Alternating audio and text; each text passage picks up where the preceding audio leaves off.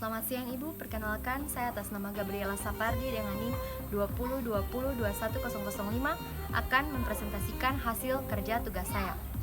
Dengan soal yaitu, apakah suksesi negara dapat mempengaruhi perjanjian internasional dan akibat hukumnya, baik dalam aspek perjanjian hutang negara, politik, subjek dan objek perjanjian yang mengalami perubahan.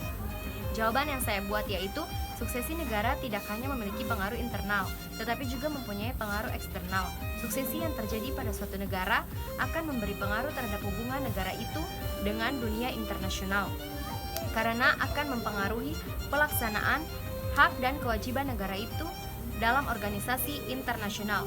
Misalnya contoh yang saya ambil yaitu hubungan kerjasama antara negara Indonesia dan juga negara Timor Leste, yang mana kedua negara ini membangun perjanjian internasional, namun Timor Leste melepaskan diri daripada Indonesia dan membuat negara baru, yang dimana kedua perjanjian ini berdampak negatif kepada suatu negara itu yang telah terpisahkan. Misalnya Indonesia, meski Timor Leste sekarang ini telah merdeka, akan tetapi mereka menyesali telah memisahkan diri daripada negara Indonesia, karena dampak yang mereka alami setelah memisahkan diri yaitu kelaparan, penyakit yang tidak dapat dihandle, dan juga warga negaranya belum terdapat fasilitas yang memadai untuk suatu pendidikan atau edukasi dalam suatu negara tersebut. Otomatis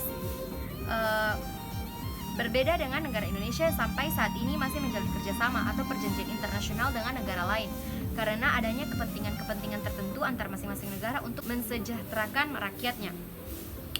Seperti juga dalam bentuk pengesahan terbagi dalam 4 kategori, yaitu yang pertama ratifikasi atau ratification, apabila negara yang akan mengesahkan suatu perjanjian internasional turut menandatangani naskah perjanjian. Yang kedua yaitu aksesi atau accession, apabila negara yang akan mengesahkan suatu perjanjian internasional tidak turut menandatangani naskah perjanjian. Yang ketiga penerimaan atau acceptance, yaitu penyetujuan adalah pernyataan menerima atau menyetujui dari negara-negara pihak pada suatu perjanjian internasional.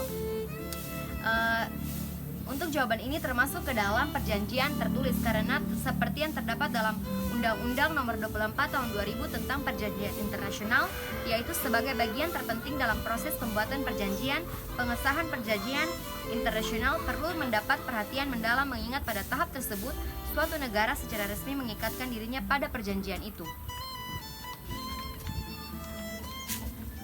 Dan suatu perjanjian internasional dapat berakhir apabila hak dan kewajiban para pihak dalam perjanjian tersebut terpenuhi. Sekian dari tugas yang telah saya buat. Terima kasih Ibu.